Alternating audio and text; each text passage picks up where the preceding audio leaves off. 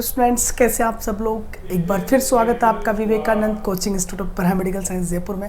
Students, आज का topic आपके लिए बहुत बहुत मज़ेदार है, बहुत शानदार है। कि हार्ट द्वारा क्या होता है, ब्लड को पंप किया जाता है, ब्लड को पूरी बॉडी में सर्कुलेट किया जाता है हार्ट के द्वारा पंपिंग करके।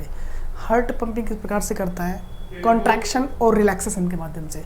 ये कि जो एट्रियाज हैं वो कैसे कॉन्ट्रैक्ट होते हैं, कैसे रिलैक्स होते हैं, क्या क्या होता है, ये सारा डिस्कस करेंगे आज एनिमेशन वीडियो के माध्यम से। तो आप लोग वीडियो स्टार्ट करने से पहले यही कहूँगा कि ज़्यादा से ज़्यादा शेयर करना ना भूलें और लाइक कमेंट सब्सक्राइब करना भी ना भूलें। तो स्टार्ट करते हैं अपना वीडियो। फ्रेंड्स, होता क्या आप लोग देख पा रहे होंगे, यहाँ पर देखो अपने दो आर्टरियाज हैं, दो वेंट्रिकल्स है नीचे की तरफ। अपना आउटा इधर से निकल रहा है, ये अपनी पुल्मोनरी आर्टरी है, ठीक है। अपन इसके साथ साथ ही जानेंगे कि अपनी जो ईसीजी की वेव बनती है वो वेव बनती कैसे है, ठीक है। तो आप लोग देख पा रहे होंगे यहाँ पर कंडक्शन सिस्टम का पहला जो कंपोनेंट होता है वो अपना होता है साइनोएट्रियल नोड। साइनोएट्रियल नोड जो होता है वो खुद का एक पेस मेकर होता है हार्ट का। और ये जो है हार्ट में क्या जो देखो, ये साइनोएट्रियल नोड्स क्या करता है, इस हार्ट के अंदर इम्पल्स जनरेट करता है। ये खुद एक पेसमेकर है और इम्पल्स जनरेट करता है। और हार्ट का अपना एट्रिया होता है, उस एट्रिया को कॉन्ट्रैक्ट करने के लिए, मतलब यहाँ एट्रिया में जो ब्लड भरा हुआ है उस ब्लड को वेंट्रिकल में पुश करने के लिए इम्पल्स भेजती है। और ये इम्पल्स जाती है फिर अपने एवी नोड के पास, एट्रियो वेंट्रिकुलर नोड होती है, इसके पास ये इम्पल्स जाती है।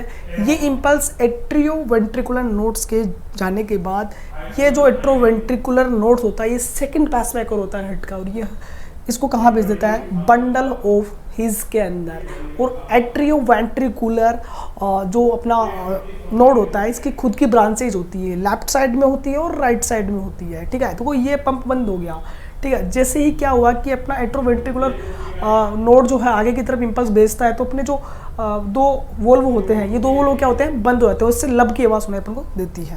देखो ये क्या हुआ कि पुरकंजी फाइबर्स में अभी इलेक्ट्रिक एक्टिविटी आपको दिख रहा होगा, पीला पीला सा जा रहा है, ये इलेक्ट्रो एक्टिविटी यहाँ जाती है। और अपना जो वेंट्रिकल है, देखो ये वेंट्रिकल क्या हो रहा है, धीरे धीरे कॉन्ट्रैक्ट हो रहा है। ये वेंट्रिकल कॉन्ट्रैक्ट होके अपना जो ब्लड है वो कहाँ पुश कर रहा है, अपने जो वेंट्रिकल, देखो एक तो आउटा में जा रहा है ब्लड इधर से पुल्मोनरी, और ये देखो यहाँ पर एस, ठीक है। तो वेंट्रिकल जो है वो इस प्रकार से जब भी होता है तो आपको यहाँ पे भी दिख रहा होगा कि जो एक्टिविटी हो रही थी, पुल्मोनरी वोल्व है, इस पुल्मोनरी वोल्व के माध्यम से ब्लड कहाँ जाता है, अपने पुल्मोनरी आर्टरी में जाता है। और पुल्मोनरी आर्टरी में वहाँ से जो है राइट वेंट्रिकल से जाता है।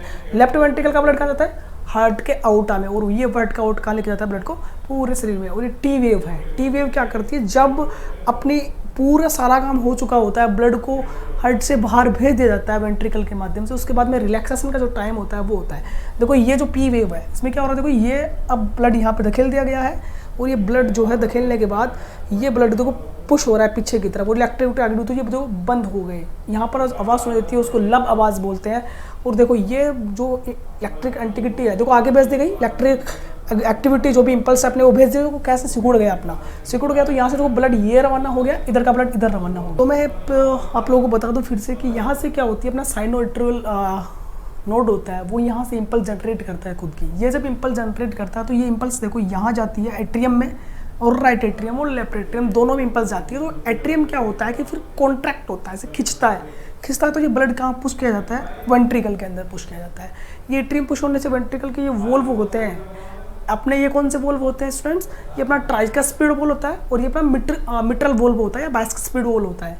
ये वोल्व ओपन हो जाते हैं और ब्लड कहाँ आ जाता है, अपने वेंट्रिकल्स में। जैसे ही ब्लड यहाँ आता है तो अपनी जो इम्पल्स होती है वो कहाँ आती है, एवी नोड के पास। और एवी नोड के पास एवी नोड भर रहा होता है, अपना जो वेंट्रिकल वो भर रहा होता है, और इम्पल्स जो है इनके माध्यम से कहाँ पे जाती है, पुरकंजी फाइबर्स में।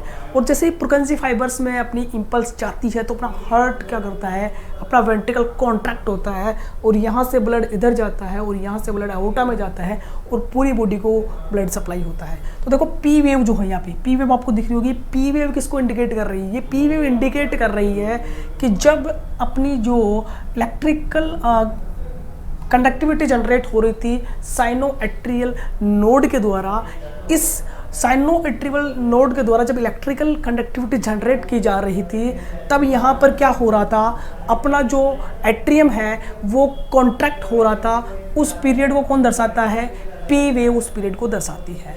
फिर आती है पी और क्यू के बीच की बात। पी और क्यू ये बताता है कि जब ब्लड जो है इसके अंदर आ गया उसके बाद में रिलैक्सेशन जो हो रहा था उसको बताती है, और यहीं पे अपन को क्या सुनाई देती है, फर्स्ट हार्ट साउंड देती है। फिर आगे जाते हैं, क्यू आर एस, इन तीनों को साफ समझेंगे। क्यू आर एस ये तीनों साथ क्या करते हैं, वेंट्रिकल को कॉन्ट्रैक्ट करते हैं। तो वेंट्रिकल को कॉन्ट्रैक्ट करने के बाद ये ब्लड कहाँ फेंका जाता है, अपने पुल्मोनरी आर्टरी में और आउटा में, आउटिक वॉल्व के माध्यम से, ठीक है। और ये जब रिलैक्स होता है, ठीक है, तो ये जो अपने पुल्मोनरी वॉल्व होते हैं, पुल्मोनरी और आउटिक वॉल्व होते हैं, ये बंद होते हैं। जैसे सेकंड साउंड जो हट की होती है, डब, लब डब की आवाज़ मैंने बता दी है।